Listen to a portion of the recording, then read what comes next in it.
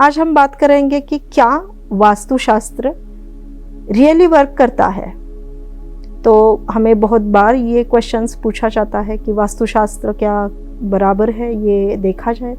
अगर ये वास्तु अच्छी नहीं थी तो इतने सालों से इन्होंने आपको जो अच्छा दिया, उस टाइम सभी चीज़ें वैसे की वैसी थी, और फिर बाद में ऐसा क्या हो जाता है कि वास्तु का जो दोष निकाला जाता है। तो आपने ये ध्यान में रखना है कि पहले तो छोटे छोटे जो उपाय है वो आपने करवाने हैं। अगर आपके वास्तु में थोड़ा बहुत भी चेंज आ जाता है तो एक पॉजिटिविटी का जो है माहौल तैयार होता है। नमस्कार, एस्ट्रो आचार्य सिद्धि जी, इसमें आपका स्वागत है।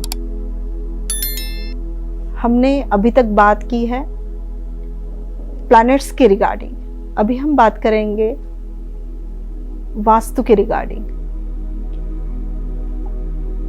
देखिए, जब हम प्लैनेट्स की बात करते हैं, हर एक व्यक्ति की जो कुंडली होती है उसके हिसाब से उसको जो है फल मिलता हुआ नजर आता है। जो भी कुंडली मानते नहीं हैं वो भी कुंडली मानते हैं। कई बार हमने ऐसे देखा है कि जिनको लगता है कि कुंडली कुछ काम नहीं करती है, तो फिर उस टाइम जब उनका बुरा समय रहता है या फिर चैलेंजेस रहते हैं तो ये सब घुमा फिरा के किसी ज्योतिष के पास जाते हैं और इनके रेमेडीज पूछ लेते हैं। देखिए, पहले तो एक चीज़ हम बताएंगे कि कुंडली और कुंडली में आने वाले योग ये बहुत सारे होते हैं, लेकिन आपके कुंडली में से देखा जाए तो आपकी वास्तु भी कुंडली से मैच करती हुई नजर आएगी, बहुत बार नजर आती है। तो ये आपने समझ लेना है। आज हम बात कर रहे हैं वास्तुशास्त्र के रिगार्डिंग। देखिए, एनर्जीज, जो भी चीज़ आपको दिखती है इस प्लैनेट पे, जो भी चीज़ आपको दिखती है तो वो रिफ्लेक्शन की वजह से दिखती है। ये तो आप सभी ने पढ़ा हुआ होगा। तो एनर्जी हर एक चीज़ में है जो कि रिफ्लेक्ट होती है, और ये एनर्जी जो है वो अपना अपना वर्किंग करती है। जैसे मुझे दिखाई दे रहा है, अगर कुछ ब्लू कलर दिखाई दे रहा है तो ये मेरे लिए ब्लू है, लेकिन उसकी खुद की एनर्जी जो है वो रिफ्लेक्ट करता हुआ नजर आता है। तो ये जो चीज़ है वो आपके पॉजिटिविटी और निगेटिविटी दोनों पे देखी जा सकती है। अभी हम वास्तु के बारे में जब बात कर रहे हैं तो घर में जो है हम 8 दिशाएं देखते हैं। तो ये 8 दिशा के साथ ही और 2 चीज़ें हैं जो कि देखना ज़रूरी है, यानी 8 दिशाएं और ऊपर और नीचे, ये मिला के 10 दिशाएं होती हैं। तो कुंडली में देखा जाता है तो 8 दिशाएं दिखती है, लेकिन जब एनर्जी फ्लो के लेवल पे बात करेंगे तो आकाश और धरती, ये चीज़ जो है वो भी देखना ज़रूरी है। जब हम वास्तु के रिगार्डिंग बात करते हैं तो जो एनर्जीज आपके घर में आती है वो एनर्जी और आप पे पड़ने वाला इफेक्ट, ये सारी चीज़ें आपको आने वाले समय में क्या फल देता है ये भी दिखाई देता है। जैसे कि देखा जाए तो कभी एक व्यक्ति आपके घर में आ जाता है, मैं एक एग्जांपल दे रही हूँ, घर में आ जाता है और उसके बाद वो चला जाने के बाद घर में एक बहुत परेशानी का माहौल होता है, झगड़े फसाद होना, ये सारा चीज़ एनर्जी का होता है। जैसे कुछ निगेटिव एनर्जी अंदर आ जाती है, वो कुछ चीज़ें एब्सॉर्ब कर लेता है, और हमारी जो पॉजिटिविटी है वो कुछ निगेटिव चीज़ें एब्सॉर्ब कर लेती है। तो इसके वजह से ये होता है। आज हम बात करेंगे कि क्या वास्तुशास्त्र रियली वर्क करता है।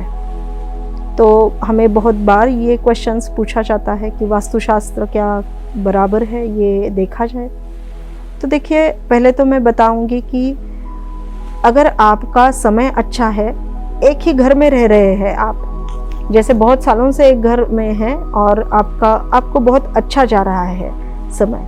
और कुछ सालों के बाद आपको लगता है कि ना भैया, हमें तो वास्तु के हिसाब से बहुत ही परेशानी हो रही है, ये हमारा वास्तुशास्त्र अच्छा नहीं है, तो हमें घर को थोड़ा डेवलप करना है। तो हम इस पे जो है वो काटा मार देंगे, क्योंकि अगर ये वास्तु अच्छी नहीं थी तो इतने सालों से इन्होंने आपको जो अच्छा दिया, उस टाइम सभी चीज़ें वैसे की वैसी थी। और फिर बाद में ऐसा क्या हो जाता है कि वास्तु का जो दोष निकाला जाता है। तो आपने ये ध्यान में रखना है कि पहले तो छोटे छोटे जो उपाय है वो आपने करवाने हैं। अगर आपके वास्तु में थोड़ा बहुत भी चेंज आ जाता है तो एक पॉजिटिविटी का जो है माहौल तैयार होता है। तो अगर आप देख रहे हैं तो मेरे यहाँ मैंने बहुत सारे जो है पेंटिंग्स लगवाए हैं। पेंटिंग्स है मेरे खुद के हैं। इसी के साथ कुछ किताबें रखी हुई है। देखिए, ये सारी चीज़ें किसी तो प्लैनेट को शो करती है, ठीक है। जैसे पेंटिंग्स वगैरह हैं, कुछ कलात्मक चीज़ें हैं, तो ये शुक्र को देखती है, शुक्र का प्लैनेट को दिखाती है। अगर बुक्स है, कुछ आध्यात्मिक है, तो ये केतु को दिखाती है, शनि महाराज को दिखाती है। बहुत सारे ऐसे चीज़ें हैं जो बहुत हम डिटेल में बता नहीं सकते हैं, तो इसके लिए अलग अलग हम एपिसोड करेंगे। लेकिन अभी तो फिलहाल आने वाला समय जो है जनवरी के बाद का, तो ये आपके लिए अच्छा जाए, इसके लिए हम छोटे छोटे आपको उपाय देंगे, तो ये आपने ज़रूर करना। जैसे कि अगर आप देखा जाए, ईशान्य का जो कोना होता है, मैं पूरे हिंदी में ही बात करूँगी, क्योंकि बहुत बार ऐसा होता है कि इस डायरेक्शन बोला जाए तो बहुत से लोग जो है, जो अभी हर एक व्यक्ति के हाथ में मोबाइल आ गया है, हर एक व्यक्ति जो है यूट्यूब देखना चाहता है, तो इसको इजीली पता चले, इसको सहजता से सब चीज़ आकलन हो जाए, इसके लिए हम जो है ये बात कर रहे हैं। तो ईशान्य कोण होता है जहाँ पे आपका मंदिर वगैरह होना चाहिए। तो ये चीज़ आपने देखनी है कि आपके घर का ईशान्य कोण जो है उसमें आपने क्या रखा हुआ है। यहाँ पे आप पानी रख सकते हैं। यहाँ का जो कॉर्नर है वो आपको साफ सुथरा रखना है। इसके साथ ही ये अगर एम्प्टी रहे तो बहुत बढ़िया, लेकिन यहाँ पे अगर डोर है और आप पाँव दे के अंदर आ रहे हैं, तो ये ऐसे जो घर में है, बच्चों के रिगार्डिंग बहुत परेशानी देखी जाती है। तो ईशान्य का जो है वो भाव आपने पॉजिटिव करना है। तो इसमें जो है पानी का जो है प्रमाण बढ़ाना है आपने। तो ये एक चीज़ आपने ध्यान में रखनी है। उसी तरह से हर एक घर का मिडल पोर्शन होता है जिसे हम ब्रह्मस्थान बोलते हैं। देखिए, मिडल पोर्शन किसी भी चीज़ का हो, या हमारा भी खुद का, देखिए हमारा जो पेट है ये मिडल आएगा। तो यहाँ पे अगर कोई वेट रख दे तो ये अपने को जैसे अच्छा नहीं लगता, वैसे ही ये जो वास्तु होती है इसको भी ये अच्छा नहीं लगता। तो ये ब्रह्मस्थान जो है वो पूरा एम्प्टी हो, इसका आपने ध्यान देना है। इसके साथ ही आग्नेय में अगर आपका जो किचन नहीं है तो इसके रिगार्डिंग आपने थोड़ा एफर्ट लेना है। अगर किचन नहीं है तो यहाँ पे कुछ ऐसी चीज़ें रख देनी है जिससे आपका जो है, क्योंकि धन धान्य का वो स्थान है। देखिए, ईशान्य जो है, ईशान्य कोण एक देवता देवी या सूरज के रिगार्डिंग पूरब देखा जाता है। फिर अग्नि के हिसाब से देखा जाए तो धन धान्य का भी ये स्थान देखा जाता है। तो आपने जो है इस कोने में एक तो अग्नि प्रज्वलित करनी है, या तो कम से कम यहाँ पे एक अच्छा माहौल कैसा रहे, इसके लिए आपने देखना है। इस कोने में जो है आपने कुछ भी नहीं रखना है, क्योंकि बहुत बार देखा जाता है कि ईशान्य में अगर जगह नहीं है तो अग्नेय स्थान में जो है वास्तु पुरुष जो है वो रखा जाता है। तो वास्तु पुरुष के ऊपर कुछ भी ना रखे, ये चीज़ हम बताएंगे। जल, वायु, भूमि, आकाश और प्रकाश, इसके जो बनता है ये एनर्जी लेवल्स बनते हैं। तो आपने ये पांचों चीज़ों पे ध्यान देना है अपने घर पे। इसे पंच महाभूत बोलते हैं। जैसे आपके घर का जल जो है वो साफ सुथरा रहे, इसी के साथ जल का बार बार गिरना ये चंद्रमा का जो है डिस्टरबेंस देता है चंद्रमा को। तो ये चीज़ आपने ध्यान में रखनी है। इसी के साथ अगर प्रकाश यानी आपके जो लाइट्स है वो बाहर की लाइट्स अगर अंदर आती हुई नज़र आएगी तो ये आपके सेहत के लिए बहुत ही अच्छा रहता है। तो ये आपने ध्यान रखना है कि अगर किसी भी जगह प्रकाश नहीं जा रहा है तो आपने वो जगह साफ करनी है और उसमें प्रकाश आने का यानी एनर्जी बढ़ाने की जो है कोशिश करनी है। इसी के साथ अगर आप देखा जाए कि धरती यानी पृथ्वी के बारे में हम बोलेंगे, देखिए बहुत जगह ऐसा हुआ है कि लोग बहुत अलग अलग फ्लोर्स पे रहते हैं।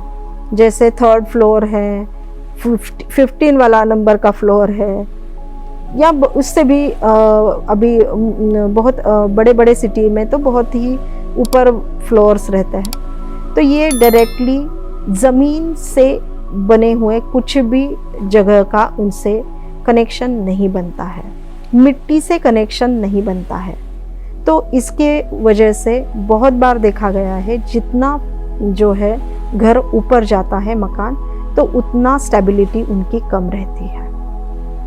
पैसों की रिगार्डिंग देखा जाएगा फिर तो एक स्टेटस के रिगार्डिंग भी ये चीज़ आपने कैलकुलेट कर सकते हैं। तो आपने करना क्या है, तो ऐसे परिवार में, ऐसे घरों में, ऐसे वास्तु में जो है मिट्टी के बर्तन हो, ऐसे वास्तु में मिट्टी का यूज़ करके प्लांटेशन किया गया हो, तो ये एक जो है आपको पृथ्वी तत्व बढ़ाते हुए नज़र आएंगे। ऐसे बहुत सारे उपाय हैं जो कि हम आने वाले समय में आपको वास्तु वैभव इस सेगमेंट में दिखाई देंगे। इसी के साथ देखिए बहुत बार ऐसा देखा गया है कि अगर वास्तु शास्त्र से रिगार्डिंग काम होता है तो बोला जाता है कि ये तोड़ दो, वो फोड़ दो, ऐसा करना है, इधर से इधर ये रखना हुआ है।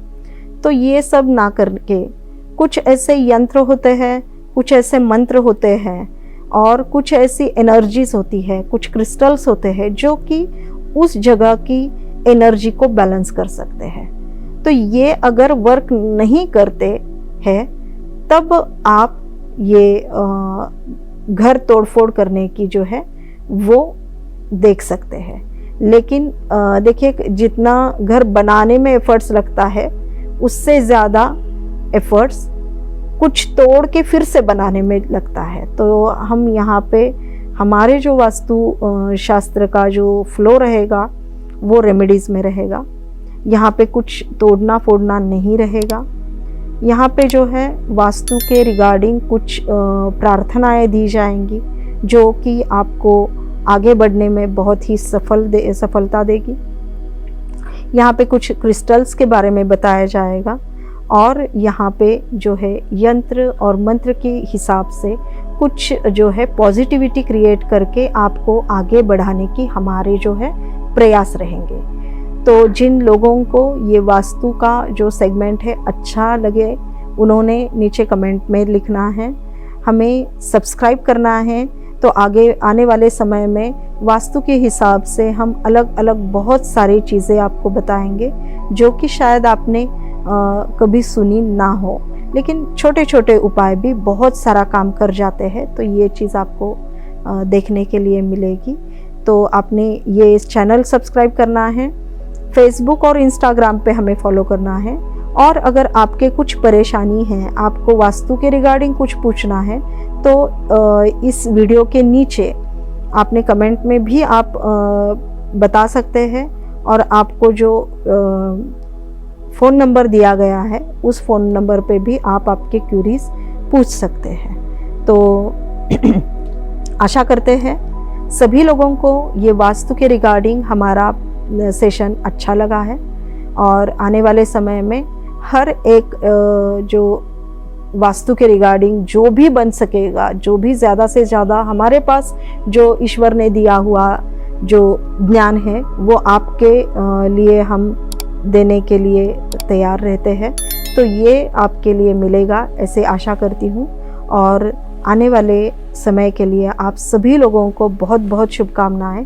आने वाला साल आपके जो है गृहस्थी में बहुत ही अच्छा एक प्रोग्रेस लाए, यही मैं शुभकामना करती हूँ।